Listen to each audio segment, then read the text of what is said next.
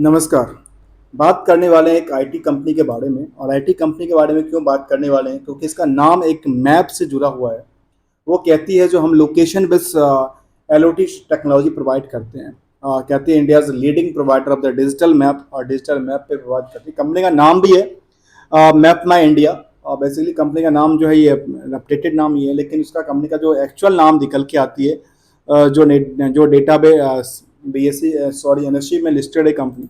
NSC में जो नाम निकल के आती है कंपनी का, उसका नाम है सीई इन्फो सिस्टम्स लिमिटेड। इसके बारे में क्यों चर्चा करने वाले, क्योंकि हमारी मार्केट में ट्रेंडिंग टॉपिक रहा है। क्योंकि टॉपिक ये रहा, इसका प्रमोटर्स ने थोड़ा सा पोजीशन को बिकवाली किया और उसका इंटीमेशन क्या किया, उन्होंने एक्सचेंज को दे दिया। अर्थात उनके प्रमोटर्स हैं जो कि उनको लगा कि 52-90 वीक की हाई के आसपास प्राइस हमारी चल रही है और सबसे टॉप पे भी प्राइस है, तो इसको हम बिकवाली करके तुझ निकल जाए। ऐसा ही कुछ इन्फॉर्मेशन निकल के आती है, हम समझने का प्रयास करेंगे। साथ में इसके फंडामेंटली में कुछ पार्ट को ले, जैसे इसके फाइनेंशियल्स के बारे में या कंसोलिडेटेड डेटा के बारे में थोड़ा सा पार्ट्स को लेने का प्रयास किया है। दोस्तों, आपको कुछ कमेंट हो तो बिल्कुल बताना, क्योंकि हमारे कुछ व्यूअर्स ऐसे होते हैं जहाँ पे ढेर सारा कमेंट्स आता है मेरे पास, लेकिन मैं रिप्लाई नहीं कर पाता हूँ कई कारणों से। तो हम समझने के प्रयास करते रहते हैं, खुद भी रहेगा एज ए लर्नर, जो क्या कंपनी की जो पोजीशन जो डेटा है एज ऑन डेटा पोर्टल के अंदर वो क्या दर्शाती है और क्या परफॉर्मेंस निकल के आती है। आज हम समझने का प्रयास करेंगे इस कंपनी के बारे में। सबसे पहले जाने मैप माई इंडिया के बारे में। तो मैप माई इंडिया, तुमने कहा कि ये बेसिकली मैप डेटा और क्या क्या काम काज करती है। यहाँ पे रियल व्यू, मैप पोर्टल्स, ई लॉक और एच डी मैप्स के थ्रू ये काम काज करती है। जैसे देखा जा सकता है इसके वेबसाइट्स पे सारे के सारे मैप्स वाले चीज़ें अवेलेबल है, जहाँ पे आप मैप के थ्रू कुछ भी इंफॉर्मेशन कलेक्ट कर सकते हैं। कहती है name you trust map my India serving industries leading across big tech corporate automotives and the governments authorities such as, जैसे कि वो मिनिस्ट्री ऑफ फाइनेंस की बात हो, ऊबर की बात हो, फेसबुक की बात हो। इनकी बेसिकली क्लाइंट सर्विस है और यहाँ से ये इनको डेटा प्रोवाइड करते हैं। एक तरह से ये देखा जा सकता है उनके लोकेशंस वगैरह जो मैप्स के थ्रू होती है वो प्रोवाइड करते हैं। इसमें एचडीएफसी है या टीवीएस है या एयरटेल की बात करूँ, मारुति सुजुकी की बात करूँ, तो यहाँ पे इनसे इनकी कहा जा सकता है इनकी लिस्ट ऑफ क्लाइंट्स की यहाँ पे डायरेक्शन और इन्फॉर्मेशन दे रखी है। जहाँ पे देखा जाए इन पे क्या क्या मैप्स एंड डेटा की बात करते हैं, एपीआई एंड एसडीके की बात करते हैं, जीएस एनालिसिस एंड एआई की बात करते हैं। तो ये कुछ डेटा है, हम समझने के प्रयास करते हैं इसके मार्केट में, क्योंकि मार्केट में करंट प्राइस की पहले हम चर्चा नहीं करेंगे। करंट प्राइस तो ये डेली चलती बढ़ती रहती है, उसमें कुछ कहना नहीं कहा जा सकता। फिलहाल उसके बुक वैल्यू की तरफ ध्यान देने वाले हैं और बुक वैल्यू इसका क्या निकल के आती है वो उसको समझने का प्रयास करते हैं। तो कंपनी की बुक वैल्यू निकल के आती है 142 रुपये के आसपास, और प्राइस टू बुक वैल्यू की बात करूँ तो करीब 18 टाइम्स की इंक्रीज कर चुकी है मार्केट में। और इंटरेस्टिक वैल्यू की तरफ देखना है डाउन तो 586 के आसपास निकल के आती है। जो इस कंपनी को इंडस्ट्री के पोटेंशियल की बात करूँ तो इंडस्ट्री की पोटेंशियल निकल के आती है करीब 33 के आसपास, और इस कंपनी को जो पोटेंशियल है वो है 91.8 के आसपास, अर्थात 92 मान लेते हैं इसको। नंबर ऑफ शेयर करीब 5 करोड़ 5.5 करोड़ के आसपास है, 5.41 लाख के आसपास। करंट रेशियो को एक नज़र डालें तो करंट रेशियो है 3 काफ़ी ज़्यादा यहाँ पे रेशियो है 3.64 के आसपास का, जबकि डेट टू इक्विटी इसका कुछ भी नहीं है। साथ में देखा जाए तो ईपीएस की बात तो 24 के आसपास, और आरओई कुछ भी नहीं, आरओई की बात में 22.3। अब इसके बेसिस पे मार्केट प्राइस है वो निकल के आती है 2276 के आसपास, जबकि कंपनी का भी डिविडेंड की पार्ट में देखा जाए तो बहुत न्यूनतम रहा है।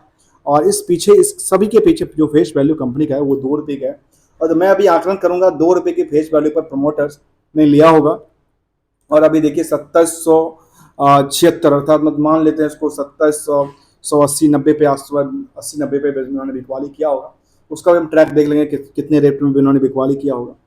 कंपनी बहुत पुरानी नहीं है, उसके डेटा की तरफ एक नज़र डालते हैं। कंपनी की जो प्रोमोटर्स होल्डिंग है यहाँ पे एज जो देखने को 52% के आसपास थी, और इसमें क्या लेटेस्ट अपडेट थी उसका चर्चा करने वाले हैं। उससे पहले कंपनी के बारे में एक नज़र डालते हैं, और जो कि कंपनी बहुत पुरानी नहीं है, अर्थात 1995 की कंपनी है। इसका जो ब्रांड्स है वो है मैप माई इंडिया, वह incorporated 17 February 1995। The company is a data and technology product and the platform company offering proprietors digital map as a service, software as a service, and the platform as the service. They are the India's leading provider of the advanced digital maps, geospatial software, and the location based LOT technology पर कामकाज करती नजर आती कंपनियां। अब इसकी latest update क्या थी उसके बारे में पहले नजर डालो, क्योंकि कंपनी में आप देख पाएंगे जिसमें क्या हुआ, एक गिरावट की पोजीशन बनी। और गिरावट कब का था, अर्थात 26 तारीख की गिरावट थी। और 26 तारीख को एक न्यूज आर्टिकल आती है कंपनी की तरफ से, सुबह में अपडेट मिलता है। और टाइमिंग की बात करूँ तो टाइमिंग यहाँ पे जो आती है वो नियरली टाइमिंग यहाँ पे करीब आती है 11 बजे के आसपास, 12 बजे के आसपास दिन में। और 12 बजे के दिन में आती है तो क्या निकल के आती, कहती है कंपनी ने इन्फॉर्मेशन दिया है, intimation of the share to be the sold in the market by mister Rakesh Kumar Verma. और राकेश कुमार वर्मा जो कि क्या है इस कंपनी में क्या थी, कहते हैं listing obligation as per the एयर submit of the company has received an intimation from the mister Rakesh Kumar Verma chairman and the managing director of the company. अर्थात कंपनी के एमडी और एमडी हैं और मैनेजिंग करने के लिए चेयरमैन भी हैं और एमडी भी हैं, for the intentions to sell out the 5 lakh equity share, अर्थात 5 लाख शेयर्स को उन्होंने बिकवाली किया है विज बल्क और block deal on the stock exchange which is the less than the 1% of the paid up capital of the company. अर्थात 1% से कम की पेड अप कैपिटल वाली जो स्टेक रहा वो उन्होंने बिकवाली किया। अर्थात इनके 5 लाख शेयर्स उन्होंने बिकवाली किया, 2 रुपए की फेस वैल्यू पर उन्होंने लिया, 10 लाख में खड़े लिया था कंपनी को बनाने के टाइम पे। और सोचिए अभी उन्होंने 2700-2800 के रेंज में उन्होंने बिकवाली किया होगा। यदि मैं चार्ट के एग्जैक्ट देखूं तो यहाँ पे करीब 2344 के आसपास निकल के आते, 2355 में 2350 मान लेता हूँ जिस प्राइस पर उन्होंने बिकवाली किया होगा। तो 2350 पे उन्होंने बिकवाली किया, तो सोचिए कितना ज़्यादा परफॉर्मेंस इनके पास जो रेवेन्यू जनरेट होती है कितनी ज़्यादा हो गई। अब आते हैं, कहते हैं mister Rakesh Verma has been the doing philanthropy and the investing in the startup company as per his passion and the commitment as to to the आत्मनिर्भर सर्वोत्तम Bharat to continue to do so. This is the first time he is the providing liquidity since IPO के बाद उन्होंने पहली बार उन्होंने अपने share को बेचा है। कहती है on the post sales basis the promoter group will be continue to have the 51.9% stake, उनके पास अभी भी रहेगी कंपनी के प्रमोटर के पास। और ये इनका डेटा निकल के आया। इसी डेटा के बेसिस पे हुआ क्या, मार्केट में ये एक बड़ी सी गिरावट जो प्रेशर देखने को मिली थी वो प्रेशर देखने को मिले, जिसकी वजह से क्या हुआ, मार्केट में करीब करीब 5% की सर्किट लग गई। अर्थात सीधा सीधा देखा तो 5% की सर्किट लगी, 2280 तक ढुलक गया, क्योंकि यहाँ पे मार्केट में पैनिक नजर आती है, स्टॉक में पैनिक एक तरह से सेंटिमेंटल नजर आया कि यार प्रमोटर बेच रहा है तो कुछ ना कुछ बात हो सकती है आगे चल करके, इसलिए मार्केट में थोड़ा सा गिरावट का प्रेशर देखने को मिला। अब आते हैं, देखा जाए इसमें 52 वीक की हाई के अंदर एक नजर डालें तो 52 वीक की हाई कितने पे थी, करीब 2747 पे। लो साइड देखा जाए तो 1176 पे था। और इसके बाद देखा जाए कंपनी में जहाँ पे कुछ और इन्फॉर्मेशन की तरफ ध्यान दिया जाए तो डेट ऑफ लिस्टिंग इसकी कब हुई थी, 21 दिसंबर 2021 में हुई थी, जो यहाँ पे डेटा अवेलेबल है। और सॉफ्टवेयर प्रोडक्ट में कामकाज करती नजर आई थी कंपनी। और यहाँ पे बाइंग का अभी भी क्वालिटी देखने को मिला है, यहाँ पे कितना 2276 था। सुबह में कल जो मार्केट ओपन होगा ना तो ये मार्केट में क्या होगी, बिडिंग निकल के आएगी, जो कि प्री बिडिंग में मार्केट थोड़ा सा अपर साइड के लिए ओपन हो सकता है, ऐसा यहाँ पे एक्सपेक्टेशन लगती है। अब इसका चार्ट बेसिस बाकी कुछ इन्फॉर्मेशन की तरफ हम नज़र डालें तो क्या निकल के आती है, इसमें सबसे पहले हम जानते हैं, इसको हमने जानने का प्रयास किया। उसके बाद कुछ और लेटेस्ट अपडेट की तरफ देखा जाए तो कुछ और अपडेट, इससे पहले 24 तारीख को उन्होंने कंपनी ने कुछ इन्फॉर्मेशन दिया था प्रेस रिलीज के थ्रू। वो क्या दिया था इन्फॉर्मेशन, उसको भी समझने का प्रयास करते हैं। तो 24 तारीख को कंपनी ने क्या दिया था उसको एक नज़र डालते हैं। और 24 तारीख को कंपनी ने कहा था जो Here was the press release on the CE Info Systems Limited in the pertaining to the expansions of the company's enterprises offering and the partnership with the Charity X and AI-driven data analyst and the consulting company में इनकी एक deal हुई थी, उसके बारे में कहती है, जो शायद MOU साइन किए, जिसको एक कंसल्टेंट और AI बेस की कामकाज करती नजर आ सकती है कंपनियां। इसलिए उन्होंने एक ज्वाइंट जो MOU का था उसके बारे में इंफॉर्मेशन दिया, कंपनी ने अपनी एक्सचेंज को दिया। उसके बाद कुछ ऐसी बातें और कुछ इन्फॉर्मेशन देखें जहाँ पे क्वार्टरली रिटर्न की बात करते हैं तो 15 मई को आ गया था। अब हम चलते हैं इसके रिटर्न की तरफ, जहाँ पे रिटर्न कंपनी का क्या निकल के आ गई थी क्वार्टरली डेटा में। तो क्वार्टरली डेटा में ये निकल के आया जो कंपनी 2000 जो 21 मार्च के आसपास 47 करोड़ के आसपास था, वो 107 करोड़ पे जाता है, अर्थात ये टॉप ऑफ द क्वार्टर पे कामकाज करती है एज सेल्स बेसिस। साथ में इसके यदि प्रॉफिट की तरफ देखा जाए तो प्रॉफिट 38 करोड़ के आसपास है, और इससे पहले देखा जाए तो 38 करोड़ की कभी भी नहीं है। तब जो प्रॉफिट का पार्ट था वो प्रॉफिट देखने को मिला एज अ टॉप पे क्वार्टरली बेसिस पे कामकाज करती नजर आती है। ऐसे ईयरली डेटा को एक नज़र डालें, ईयरली डेटा में 2019 के बाद जो डेटा निकल के आई उसमें अभी 380 करोड़ के आसपास का हुआ, और इसको वाई के हिसाब से ये देखा जा सकता, जो कि टॉप पे कामकाज करती नजर आती है इनकी टोटल रेवेन्यू। साथ में इसका जो प्रॉफिट का पार्ट है, प्रॉफिट का 134 करोड़ के आसपास, 120, इससे पहले भी इस तरह के कई प्रॉफिट देखने को नहीं मिला। अर्थात इन फंडामेंटली में इस चीज़ों को देखने के बाद लगता है स्टॉक में एक अच्छी सी जान डालती नजर आती है, जो कि इनकी फंडामेंटली सपोर्ट नजर आती है। हिस्टोरिकल डेटा क्या कहती है? हिस्टोरिकल डेटा बेसिस में थोड़ा सा कंपाउंड सेल्स की बात करें तो कंपाउंडेड सेल्स ग्रोथ क्या था? 36% के आसपास। कंपाउंडेड प्रॉफिट ग्रोथ भी काफ़ी अच्छा रहा है, 41% तक पहुंचा है। स्टॉक प्राइस CAGR के हिसाब से देखा है तो यहाँ पे एक साल में करीब 88% के आसपास, उससे बड़ी गिरावट वाली कुछ था नहीं।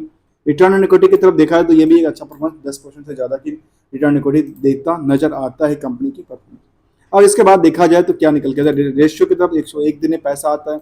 बैलेंस शीट में देखा है तो इनके पास डेटर्स क्या पड़ी हुई है, डेटर्स की तरफ एक नज़र डाले तो 105 करोड़ के इनके पास डेटर्स है, और 105 करोड़ के डेटर्स पे जो इनका प्रॉफिट था वो था 380 करोड़ का। 380 करोड़ 105 करोड़ का क्या था इनका, क्या निकल के आई थी?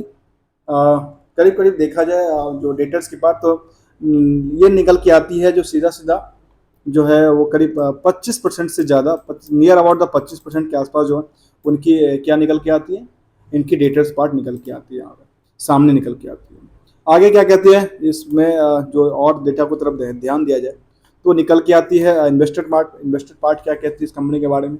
इन्वेस्टर के पार्ट में देखने को ये आती है जो कंपनी के ओवरऑल जो परफॉर्मेंस के बेसिस पे देखा जाए, प्रमोटर्स होल्डिंग, प्रमोटर आज से अपनी होल्डिंग को बिकवाली किया तो यहाँ पे अपडेटेड डेटा नहीं निकल के आई है, अभी डेटा दोबारा अपडेट होगा, यहाँ पे उसकी चर्चा होगी। फिलहाल एक यहाँ पे बल्क डील की बात करूँ तो बल्क डील में क्या निकल के आती है? बल्क डील में ये निकल के आई यहाँ पे कंपनी की तरफ से जो कि यहाँ पे डेटा अवेलेबल है उसमें 21 दिसंबर के बाद कुछ ऐसा नहीं है। ब्लॉक डील में देखा है तो क्या निकल के कोई यहाँ पे कोई डेटा अवेलेबल नहीं है। इनसाइडर ट्रेडिंग की तरफ देखा जाए तो क्या निकल के आती है? अनुज कुमार जैन का आता है, जो कि कब का डेटा है, यहाँ पे डेटा निकल के आते हैं, पुराना डेटा है। फिलहाल आज का जो डेटा था वो डेटा निकल के नहीं आई, जो कि अपडेट होगा सिस्टम के अंदर। तो यहाँ पे इस रिएक्शन की वजह से मार्केट में लंबी सी गिरावट देखने को मिली, जो कि 5% के सर्किट, अर्थात 1% से कम की भी होल्डिंग बेचती है ना प्रमोटर तो मार्केट 5% के साथ साथ रिएक्ट करती नजर आती है। अब शेयर होल्डिंग तरफ देखा तो शेयर होल्डिंग में क्या हुआ, अभी इसमें जो है पोजीशन में देखने को क्या मिलेगा, यहाँ पे पोजीशन चेंज निकल के आया, क्योंकि यहाँ पे कंपनी ने अपडेट ये किया जो हमारे पास जो पोजीशन बची है वो कितनी बची है, 51.9 stake in the on the post sales के बेसिस पे उनका 51.9 बचा हुआ है, और यहाँ पे कितना बचता है 52 है, तो 1% की उन्होंने डायरेक्ट अपनी सेल किया है प्रोमोटर्स। और प्रोमोटर में कौन से थे ऐसे प्रोमोटर? इनका नाम था राकेश कुमार वर्मा, इनके पास करीब 42% की होल्डिंग थी, उसमें 1% की होल्डिंग उन्होंने बिकवाली किया टोटल ओवरऑल अपनी पोजीशंस को हटाते हैं। और बाकी सब लगता है कि ये फैमिली मेंबर होंगे, जिसमें रश्मि वर्मा है, रोहन वर्मा है, राखी प्रसाद हैं, ये सब हो सकता है कुछ उनके फैमिली मेंबर भी हो, क्योंकि वैसे वर्मा टाइटल निकल के आती है। और दूसरी तरफ निकल के आता है एफआई की, यहाँ पे एफआई ने क्या किया, एफआई की पोजीशन थोड़ा सा बिल्डअप हुआ था। डीआई की तरफ देखा जाए तो डीआई यहाँ पे पोजीशन में कौन से टाटा म्यूचुअल फंड था यहाँ पे, और कोई दूसरा निकल के नहीं आया। पब्लिक में जो 35% के आसपास की होल्डिंग है उसमें अभी आज में गिरावट के बाद क्या हुआ, इसमें एक कंपनी निकल के जिनके पास 18% की होल्डिंग है, ये बेसिकली यहाँ पे पब्लिक में नहीं होना चाहिए था, एक पब्लिक में और दूसरा निकल के आती है जेनरिक्स कंपनी लिमिटेड। ये दोनों के दोनों 18 से 22% के आसपास जो पोजीशंस हैं नियरली वो बॉडी कॉर्पोरेट के पास देखने को आती है। तो जो डिटेल्स में है उनका क्या पोजीशन है उसके बारे में एक चर्चा डालते हैं यहाँ पे। और यहाँ पे हम चर्चा की तरफ देखा जाए तो शेयर होल्डिंग में हम निकल के आई थी, जो कि यहाँ पे पोजीशन देखने को मिला जहाँ पे पब्लिक होल्डिंग में जो इन्वेस्टर्स वाली पार्ट, जो रिटेल इन्वेस्टर की पार्ट है, उसमें कितने रिटेल में कितना है, 2 लाख से कम में कितना 10% के आसपास होल्डिंग होल्ड करती नजर आती है, जो कि एक रिटेल इन्वेस्टर के तौर पे कामकाज करती है या ट्रेडर के तौर पे कामकाज, जिनका पोजीशंस इस स्टॉक में 2 लाख से कम की पोजीशंस हैं और नियर अबाउट 2 लाख और थोड़ा सा 2 लाख से ऊपर वाला में थोड़ा सा परसेंटेज यहाँ पे बढ़ती नजर आती है। तो हमने इसको समझने का प्रयास किया। आगे क्या कहती है कंपनी के बारे में, आगे इसका चार्ट बेसिस पे हम देखें परफॉर्मेंस लेवल तो क्या निकल के आती है, क्योंकि परफॉर्मेंस तरफ देख नज़र डालते हैं तो समझने का प्रयास करते हैं जो क्या इसका जो चार्ट है, चार्ट बेसिस में क्या परफॉर्मेंस पिछले जब से लिस्टिंग हुई तब से क्या निकल के आती है, पिछले जो जिस प्रेडिक्शन की लिस्टिंग निकल के आई। और कंपनी के देखा जाए तो कंपनी जो लिस्टिंग के बाद लगातार जो एक ग्रो लेवल देखने को मिली, अच्छी खासी ग्रो लेवल है। परसेंटेज यहाँ पे बेसिकली नहीं देखने को आती कितना परसेंट का एक्चुअल ग्रो लेवल है। इसके बाद देखा जाए तो पिछले एवरेज प्राइस के हिसाब से देखा तो 1 महीने में क्या एवरेज प्राइस है, 3 महीने 6 महीने का एवरेज प्राइस क्या है, ऐसे स्टॉक में अच्छी खासी बुलिश हुई थी। और अभी लगता है टॉप सबसे टॉप पे कारोबार करती नजर आई थी, इसलिए तो प्रोमोटर ने अपने पोजीशन को हल्का किया, क्योंकि एक अच्छी पोजीशन आने के बाद प्रोमोटर ने अपने पोजीशन को हल्का करने का मतलब ये है कि मार्केट में थोड़ी सी प्रेशर्स बनाया गया। और हो सकता है ये कल अगले सेशन में दोबारा मार्केट गिर सकता है, क्योंकि उनको लगा कि प्रमोटर यदि बिकवाली कर रहा है तो कुछ ना कुछ बात हो सकती है। इसलिए मार्केट में सेंटीमेंट के खेल होती है और सेंटीमेंट के हिसाब से थोड़ा सा प्रेशर बनती नज़र आ सकती है आने वाले समय के अंदर, पिछले कुछ ट्रेडिंग सेशन के अंदर हो सकता है। तो हमने समझने का प्रयास किया इस कंपनी का आखिर क्या लेटेस्ट था।